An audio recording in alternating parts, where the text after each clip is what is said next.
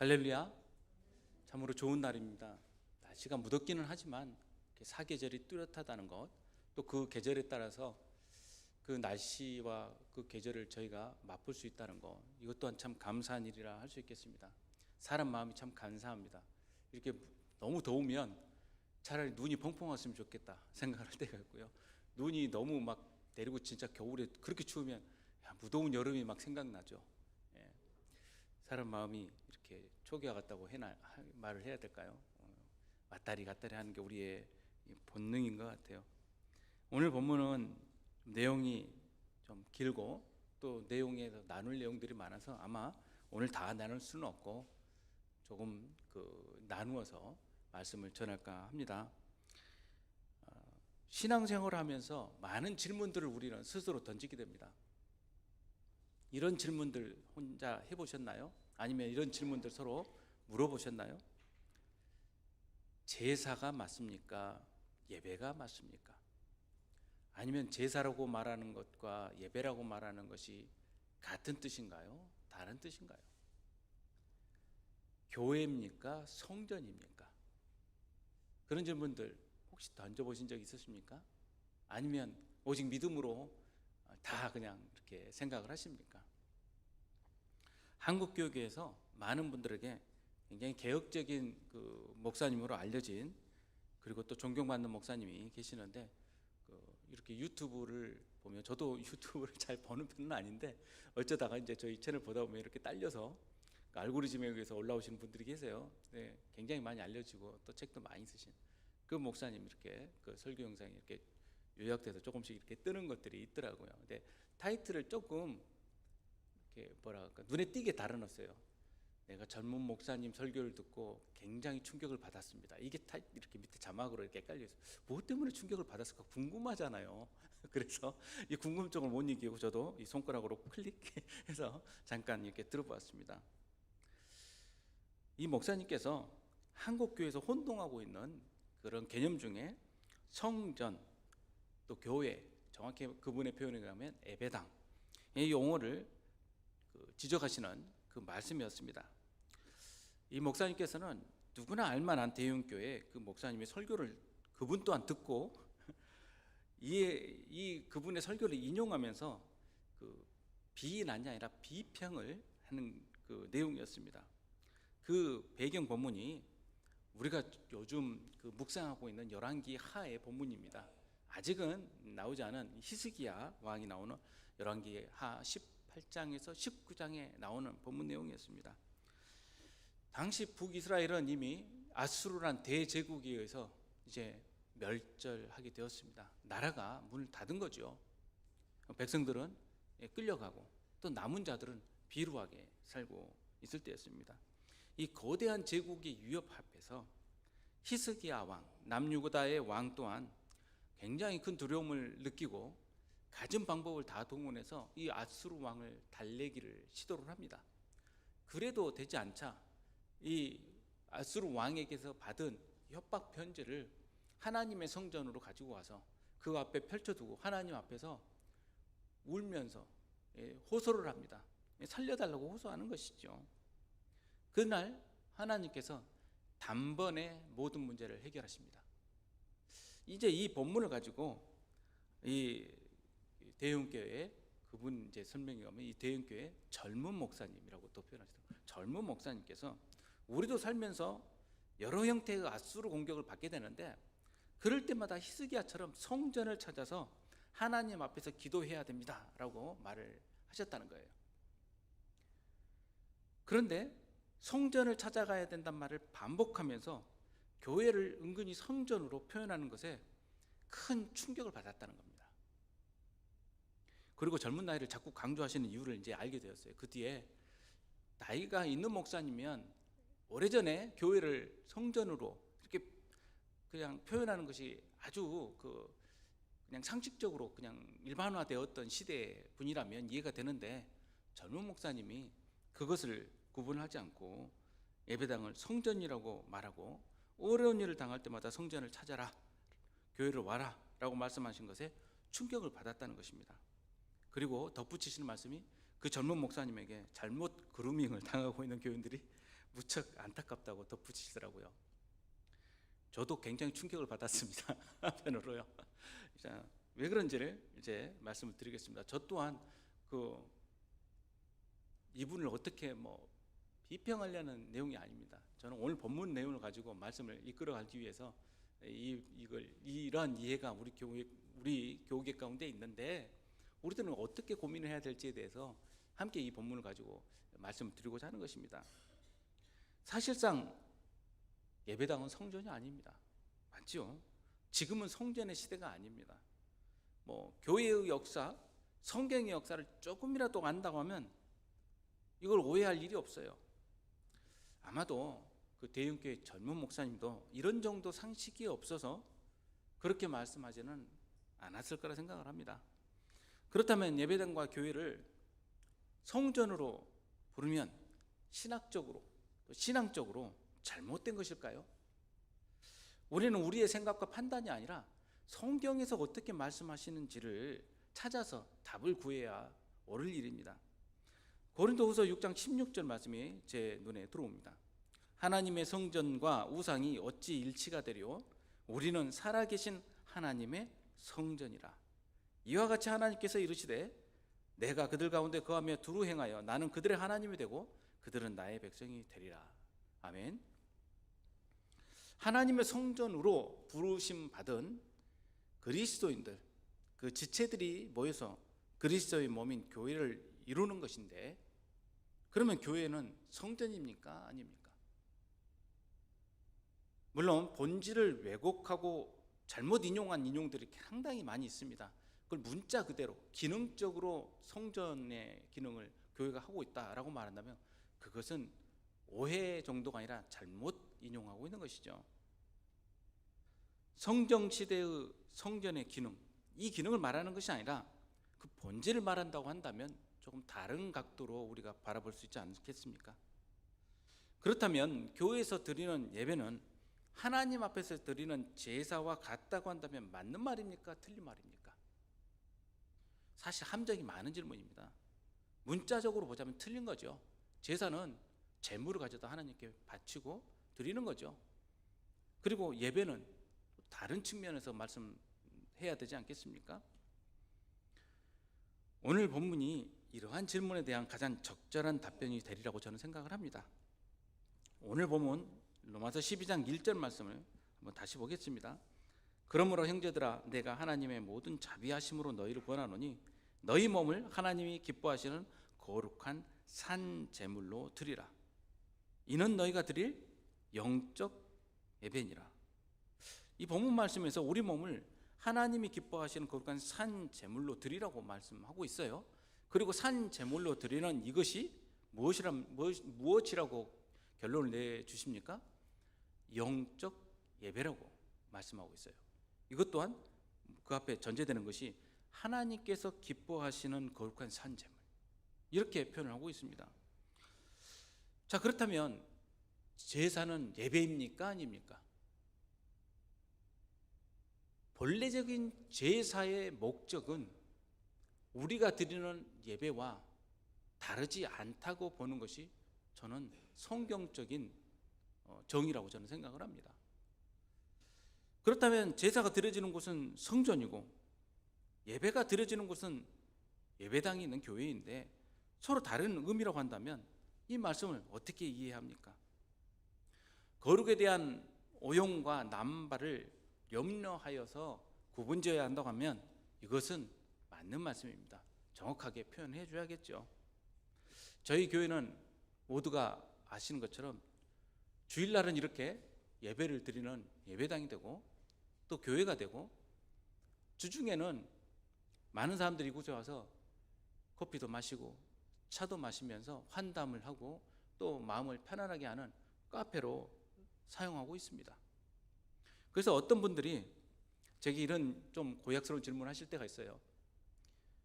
교회 안에 카페가 있는 건지 카페 안에 교회가 있는 건지 닭이 먼저냐 달걀이 먼저냐. 예. 제가 뭐라고 대답을 드려야 될까요? 그리고 오시는 목사님들 가운데 짓궂게 물어보신 분도 계십니다. 카페 안에 그분들 표현은 영업장. 그렇죠. 영업 돈을 받고 커피를 내려드리니 영업이 맞겠죠. 예, 비즈니스. 그 카페 안에는 영업장과 예배 드릴 때의 예배당이 서로 구분이 되어 있는지, 말씀을 전하는 강단과 카페의 자리가 구분이 되어 있는지, 이것을 물으시는 이 목사님들이 계셨어요. 진지하게 제게. 우리가 오래전에 말씀을 선포하는 강단이 있는 곳은 가장 거룩한 곳이라고 배웠을 때의 예배당 문화, 그 문화가 여전히 우리 가운데서 예배 드리는 이 예배당이라는 개념을 좀 잘못 왜곡시키고 있구나라는 생각을 저 또한 갖고 있습니다. 우리가 거룩하다라고 생각되어지는 그런 장소, 물건들, 본래적으로 거룩한 것, 이런 것은 이 땅에 없습니다. 그 자체가 원래 거룩해야 하는 것, 이 세상에 저는 존재하지 않는다고 저는 생각을 합니다. 제가 성경의 땅을 가르치는 게, 그리고 역사와 문화를 가르치는 게 제가 하는 일 중에 하나인데, 흔히 쓰는 홀리랜드라고 말하는 그 성지, 그 성지라는 개념을 오해하시는 분들이 많아서 꼭 그걸 먼저 이야기를 드립니다. 원래적으로 거룩한 땅은 제가 알기로는, 제가 믿기로는 존재하지 않습니다. 그 어떤 것이 그 자체가 거룩할 수가 있겠습니까? 오직 하나님의 말씀이 임재해야 거룩한 것이에요. 하나님의 말씀의 임재와 상관이 없다면 그게 아무리 모양상 거룩하고 거룩하게 쓰여졌다 할지라도 그건 더 이상 거룩한 것이 아닙니다. 지금의 튀르키예 이 소아시아 지역을 가면 옛날 교회의 역사상 정말 대단했던 교회의 건물 터들이 남아 있습니다. 아무렇지고 자네들만 남아 있는 걸 보고 마음 아파하고 이 거룩한 곳이 이렇게 변화했다고 그렇게 슬퍼하시는 분들을 보게 되는데, 마음은 굉장히 심정적으로 이해가 됩니다. 무슨 말씀인지. 그러나 그렇게 본래적으로 거룩한 자리는 없어요. 하나님의 말씀이 떠나면 그 자리는 그렇게 되는 것입니다. 오직 하나님의 말씀이 임재해야만 거룩하게 되는 것이고, 바로 이 자리에 하나님의 말씀이 임재하고 있으면 우리가 믿는다고 한다면 그 자리가 어느 곳이든 간에 그것은 하나님의 성전이요, 가장 거룩한 자리, 하나님께서 임재하시는 지성소라고 저는 믿는 것입니다. 아멘입니까?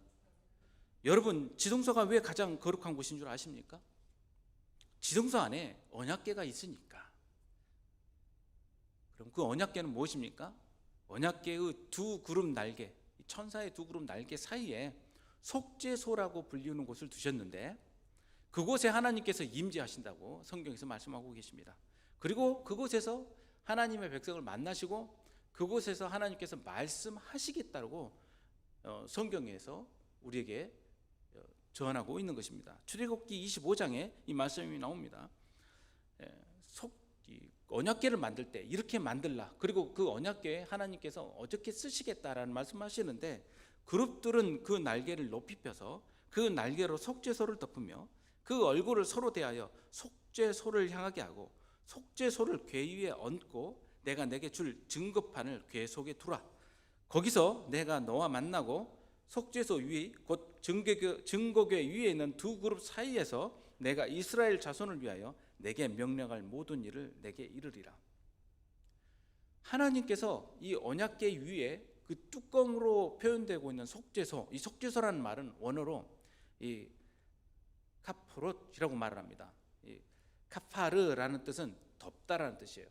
그러니까는 우리의 모든 죄와 허물을 하나님께서 덮으시는 곳이에요. 그래서 덮어버리면 어떻게 되겠어요? 깨끗하게 되는 것이죠. 침대 위가 많이 어질러져 있으면 이불로 확 덮어버리면 깨끗해지죠. 굳이 표현하자면 맞진 않겠지만 덮어버리는 거예요. 뭐로 우리를 덮어버립니까? 하나님께서 그리스도의 보혈로 덮어버리시는 거예요. 그 속죄소는 그러한 하나님의 그 속죄, 깨끗게 하시는 일이 그 자리에서 벌어지는 것입니다. 하나님의 거룩한 임재가 임하기 때문이에요. 그래서 그 자리가 거룩한 것입니다. 그 자리가 하나님의 임재와 말씀의 임재가 있기 때문에 가장 거룩한 것이고 아무나 들어갈 수가 없고 대제사장만 1년에 단 한 차례 들어갈 수 있었던 곳이에요. 그러나 그곳을 예수님께서 십자가에 달리심으로써 속죄소와 그리고 또 다른 구역을 나누었던 그 입구를 나누었던 그 휘장이 찢어지고 단번에 하나님과 우리가 어떠한 단계도 필요 없이 직접적으로 소통하게 될 수 있게 된 것 아니겠습니까? 하나님께서 그분의 자녀들을 만나시고 말씀의 임재가 이루어지는 곳이면 그 자리는 지성소인 것이에요. 이 자리가 곧 하나님의 지성소인 곳입니다. 그러나 우리는 그러한 거룩과 우리의 삶 가운데 이루어지는 거룩을 잘못 이해할 때가 있어요. 한번 그렇게 돼버리면 이제는 우리가 범접하기 어렵고 내지는 다르게 할 수도 없는 그러한 것이라고 생각을 할 때가 있습니다. 우리 삶 가운데 거룩이 구현되려고 한다면 그러한 오해에서 벗어나야 됩니다. 하나님의 말씀의 임재가 수시로 우리 삶 가운데 이루어지고 그 자리가 거룩으로 부어질 수 있도록 우리는 그렇게 나아가야 된다는 것입니다. 그 자리가 교회 예배당 안에만 있고 어느 특정 장소에만 머물러진다고 한다면 우리는 그 자리를 떠나는 순간 하나님의 거룩과는 상관없는 백성이 되는 것 아니겠습니까? 그래서 이 자리는 오시는 분들께 이 자리가 강단이 맞고요, 평상시에는 아이들이 위에서 춤을 춰도 되고 노래를 불러도 됩니다. 그게 이상한 일은 아니에요. 물론 비신앙적인 일이 이곳에서 벌어지도록 그냥 방관하거나 그러지는 않죠. 그러나 거룩을 핑계 삼아서 이 자리에서 다른 일들이 범접할 수 없도록 막는다고 한다면 그것은 제가 보기에는 거룩에 대한 잘못된 적용과 이해가 아닌가, 저는 그렇게 생각을 합니다. 그리고 성전의 의미를 시대적인 배경과 역사적 구분으로 한정하여 제한한다면 저는 염려하지 않을 수 없습니다. 그러한 측면에서 저는 그 목사님께서 충격받으셨다는 말씀이 충격적이었다라고 표현한 것입니다. 왜냐하면 이분의 영향력이 한국교회 굉장히 크고 특별히 젊은 층에 상당하게 영향을 주고 있기 때문입니다. 교회를 성전으로 표현하는 목사와 교회에서 신앙생활하는 분들이 이 말씀을 보면 뭐라고 생각하겠습니까? 본인들의 교회, 그 다음 자신들에게 말씀을 전하시는 목사님에 대해서 굉장한 문제의식을 느끼게 될 것 아니겠습니까? 이건 정말 대책 없이 그냥 돌을 던진 거나 같다는 생각을 하게 됩니다. 우리가 알아야 할 것은 오늘날 기독교의 예배 의식과 내용은 구약시대의 성전 예배와 관계없이 별개로 이루어져 있지 않다는 것이에요.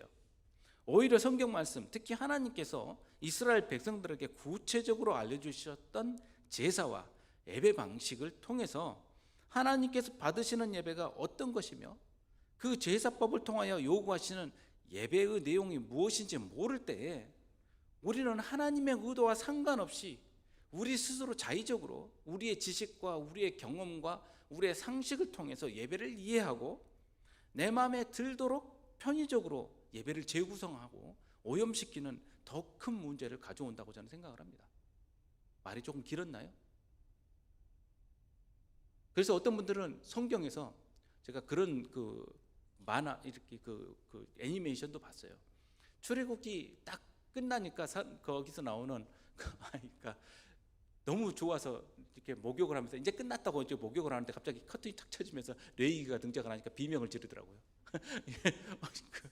이게 뭐야 그러면서. 근데 비명 지를 일이 아니에요. 레이기 말씀 보면 정말 끝없이 어쩌고 법 나오는데 머리가 그냥 꽉 멈춰버리는 것이죠. 왜 하나님께서 그렇게 상세하게 제사 드리는 방식과 여러 가지 기구들의 그 기능들을 설명하고 계실까요? 우리 예배에서는 그러한 것들이 적용되지 않을까요? 성막은 어떻습니까? 요즘 성막 세미나 많이 하죠. 저는 너무 과도하게 영적으로 집착하는 내용들을 좀 경계하는 편인데요, 그 안에서도 예배의 구조도가 성막 안에서 구현되고 있다는 것은 분명한 사실입니다. 그래서 저는 오히려 구약 성경을 그리스도 복음 안에서 더 친밀하게 연구하고 배워야 한다고 저는 생각을 합니다. 1절 말씀을 다시 한번 또 보겠습니다. 그러므로 형제들아, 내가 하나님의 모든 자비하심으로 너희를 권하노니 너희 몸을 하나님이 기뻐하시는 거룩한 산 제물로 드리라. 이는 너희가 드릴 영적 예배니라. 자, 조금 전에 우리가 산 재물에 대해서 살펴보고 그 말씀과 함께 병행되어서 다가오는 그 단어가 영적 예배라는 것이 우리 눈에 띕니다. 우리가 하나님께 드려야 할 예배를 가장 잘 정의하는 구절로 인용하는 그 표현이 뭐냐면 영적 예배예요. 그렇죠? 예배는 어떻게 드려야 됩니까? 영적 예배. 그렇잖아요. 우리가 드리는 예배는 영적이어야 해. 뭔가 좀 더 고급지고 좀 신앙적으로 들리지 않습니까? 제가 조금 비아냥하는 것 같습니까? 영적이란 단어의 이해를 우리는 제각각으로 하고 있다라고 저는 생각을 해요. 무엇이 영적인 예배입니까? 영적으로 채워지면 훌륭한 예배라고 우리는 그렇게 여기지 않습니까? 내 마음과 영이 은혜로 충만해지면 좋은 예배를 드렸다고 우리는 자평을 합니다. 야, 오늘 설교 말씀이 내가 딱 듣고 싶었던 말씀이야. 오늘 참 예배가 은혜로웠어. 오늘 예배 잘 드린 것 같아. 오늘 찬양이 너무 은혜롭더라. 찬양 때문에 오늘 내가 예배 굉장히 잘 드린 것 같아. 우리는 예배를 어떻게 정의합니까? 우리 마음에 뭔가 터치가 일어나면 우리는 그 예배가 영적 예배였다고 착각을 합니다. 지도각의 잘못된 오해예요. 우리는 영적이란 말을 너무나 잘못 쓰고 있고 남발하고 있습니다. 오늘 본문에 한글 번역이 조금 아쉬움이 있어요. 그래서요. 여기서 영적 예배라고 영이라고 번역한 그 단어가 원래 영이라는 단어는 피우뉴마가 맞습니다. 그러나 여기 헬라어 원어 단어에는 로기코스라는 단어가 쓰였어요. 제가 뭐 아는 체 좀 하려고 원어 가지고 오고 막 이러려는 게 아니에요. 본래적으로 이 본문에 뭐라고 말씀하신지를 조금 더 가깝게 접근하기 위해서 드리는 말씀입니다. 저 뭐 원어에 막 능통하고 막 평상시 헬라어 성경 보고 있고 그러진 않습니다. 네, 필요할 때마다 그 본문들을 살펴보는 것입니다. 네, 여기서 로기코스라는 말은 합리적인, 이성적인, 합당한 이런 번역이 이 단어의 번역이라고 할 수 있겠습니다. 이 로기코스라는 단어는 로고스라는 말씀, 하나님의 말씀을 말하는 그 로고스라는 단어에서 연유되고 있습니다. 그래서 표준 세번역, 표준 세번역에는 뭐라고 번역을 했냐면 합당한 예배라고 번역을 하고 있습니다. 성경을 읽으실 때 여러 번역본을 두고 읽으시면 좋은데 제가 주중에 저희 단톡방에다가 내지는 이렇게 알려드릴게요. 그 번역본을 비교해서 읽을 수 있는 대한성서공회 사이트가 있어요. 거기다가 넣으시면 그 옆에 여러 가지 번역본을 클릭하면 비교해서 쫙 같이 읽으실 수가 있어요. 그렇게 묵상하시면 좋고요. 또 그 본문과 병행해서 봐야 될 본문이 있으면 또 그런 본문도 찾아줍니다. 그래서 굉장히 유익한데 제가 한번 다음에 알려드리도록 하겠습니다. 그리고 공동 번역 성경에는 뭐라고 나오냐면 진정한 예배라고 번역을 했어요. 영적 예배를 한편에서는 합당한 예배, 한편에서는 진정한 예배라고 번역을 하고 있는 것입니다. 그러면 번역이 이거 완전히 잘못된 거 아니야? 전혀 영적이란 뜻도 없는데 영적이라고 번역을 하는 게 이게 틀린 것 아니야? 그것은 아닙니다. 이 로기코스의 원어인 로고스의 뜻을 잘 살펴서 이 뜻이 이 본문에서 표현하고 있는 바를 잘 번역해서 나타내 보이고 있는 번역 중에 하나가 영적인 거예요. 그 뜻은 제가 다시 설명을 드리겠습니다. 우리가 자주 보는 영어 성경 중에 NIV 성경 있지 않습니까?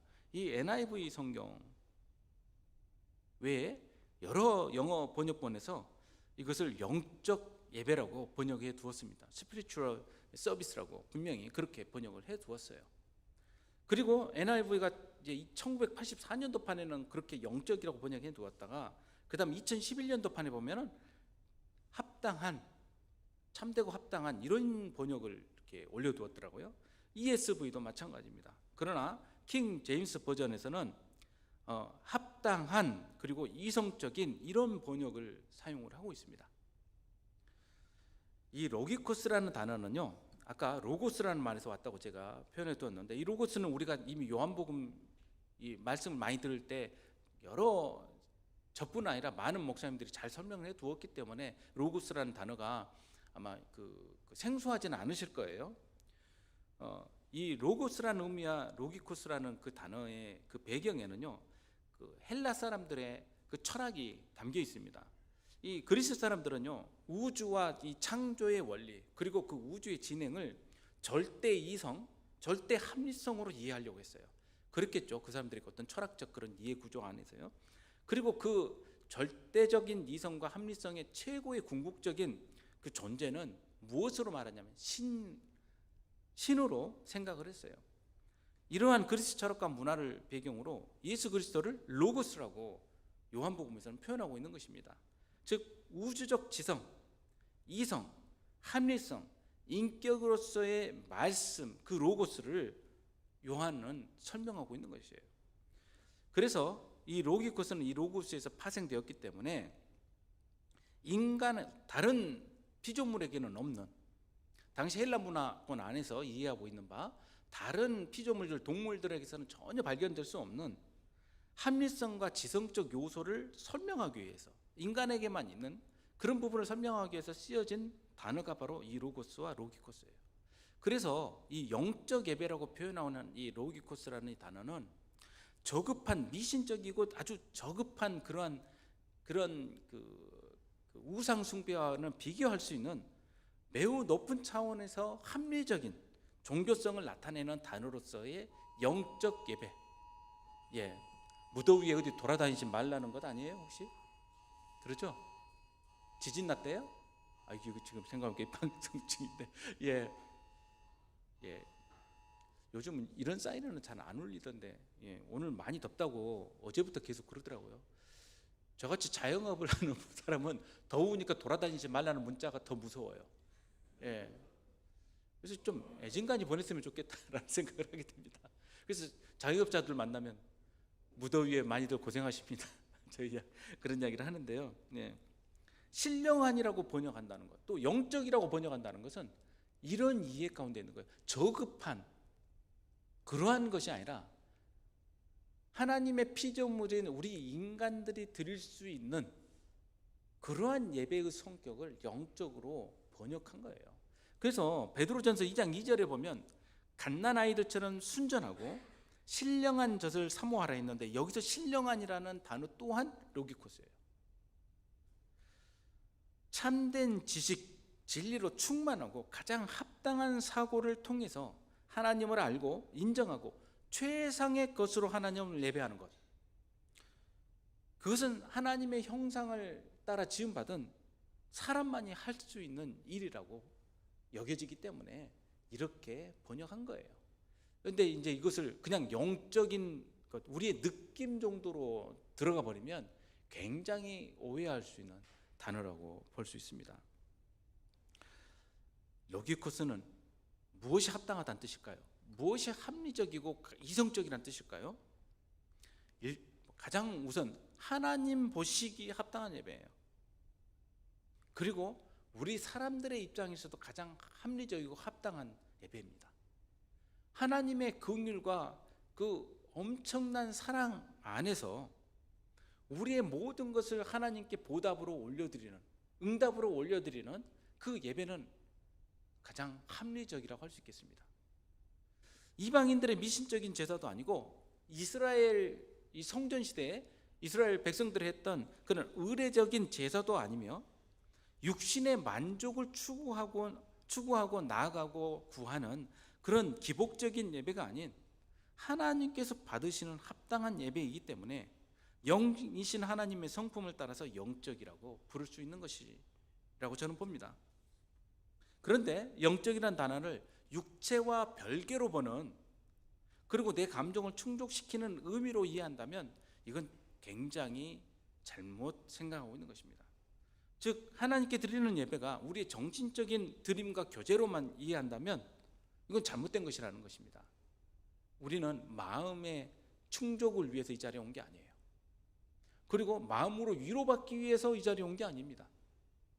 하나님께 드려지는 예배는 때로는 정신을 잃고 무아지경에 들어가는 그런 감각적인 그러한 것이 아니에요.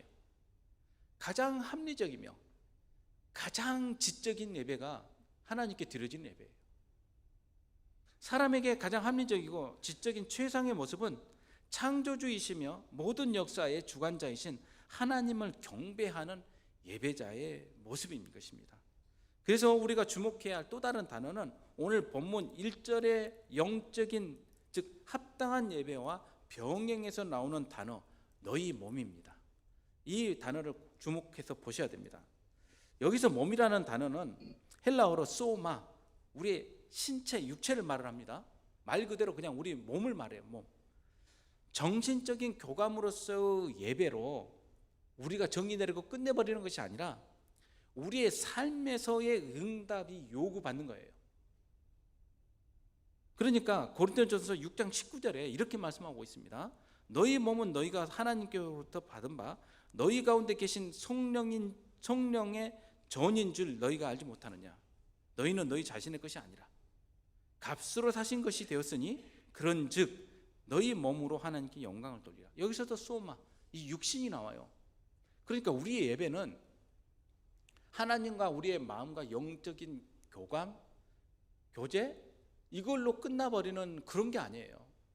그래서 1대1 하나님과 내가 서로 충족하고 서로 좋고 그러면 정말 훌륭한 예배를 드렸다, 이게 정말 이렇게 드리면 된다라고 생각하는 거, 이게 오해라는 것입니다. 그래서 예배는 섬김이란 단어, 라트레이아라고 이 원어에는 나오는데 이 섬김이란 단어와 긴밀하게 관련이 되어 있어요. 예배는 우리의 몸의 헌신과 섬김이란 의미와 연관되어 있습니다. 이 라트레이아라는 단어는요, 종으로서 자신의 그 주인에게 드리는 섬김을 뜻하는 단어예요. 성경에서 그렇게 쓰여지고 있습니다. 그리스도인들이 믿음과 순종으로 하나님께 드리는 섬김. 그래서 이 예배라 번역이 된 이 섬김이란 단어는 성전 시대의 제사를 칭할 때도 역시 똑같이 단어가 쓰여 있어요. 예배와 제사 똑같은 이 표현을 할 때도 이 섬김이란 단어가 들어가 있습니다.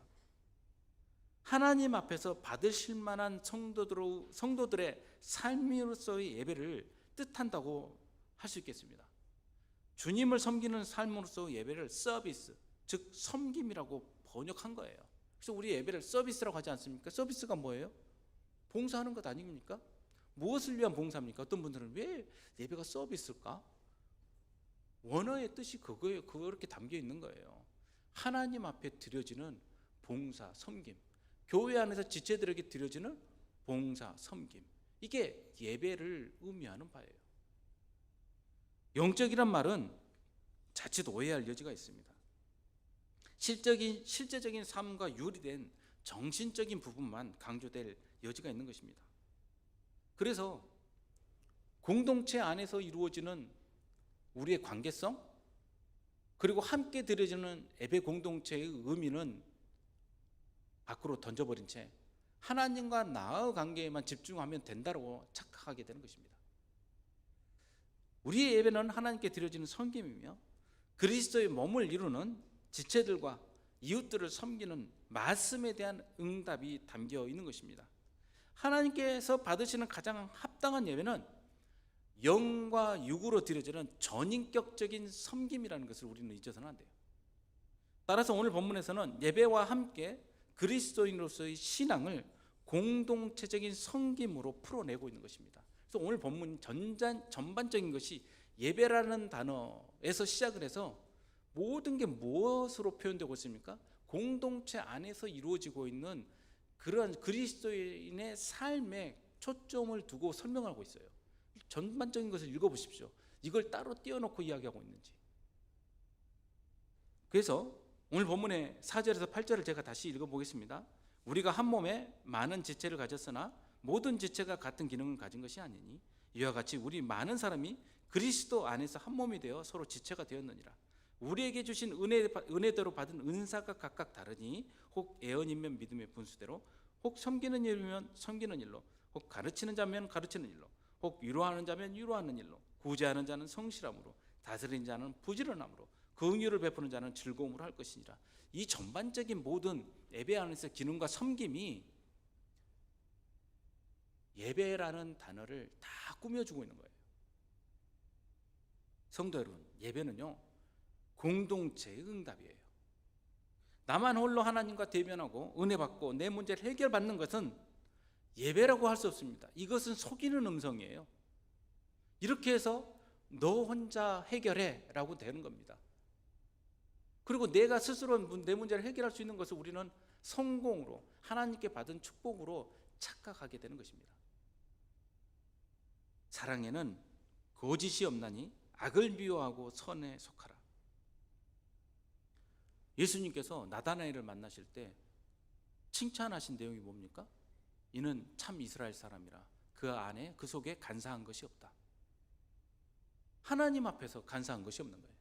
하나님 앞에서 간사한 것이 없을 때 믿음의 공동체 안에서 속이는 일, 거짓이 있는 그런 위선들이 존재할 수가 없는 것이죠. 그래서 사랑에는 거짓이 없다라고 이야기하지 않습니까? 형제를 사랑하고 서로 우애하고 존경하기를 서로 먼저 하며, 우리는 참 이런 공동체를 꿈꾸죠. 이런 공동체를 찾아서 그렇게 헤맵니다. 이런 곳 없나라고 생각을 합니다. 왜 우리는 그런 구성원을 스스로, 내 스스로가 그 구성원이 될 생각을 하지를 않은 걸까요? 왜 나는 이런 섬김을 할 생각을 하지 않는 걸까요? 예배는 그리스도를 섬기는 자리예요. 이러한 예배는 그저 편안하고 은혜로운 자리를 추구함으로 이루어질 수 있는 일이 결코 아닙니다. 그래서 부지런하여 게으르지 말고 열심을 품고 주를 섬기라고 되어 있는 것이에요. 일하도록 부름받은 사람이 어떻게 게으를 수 있겠습니까? 내 사는 일에 바빠서 믿음의 공동체를 등한시할 수 있겠습니까? 제 문제가 얼마나 급한지 모르셔서 그래요. 제가 얼마나 심각한지 몰라서 그래요. 좀 모르시죠?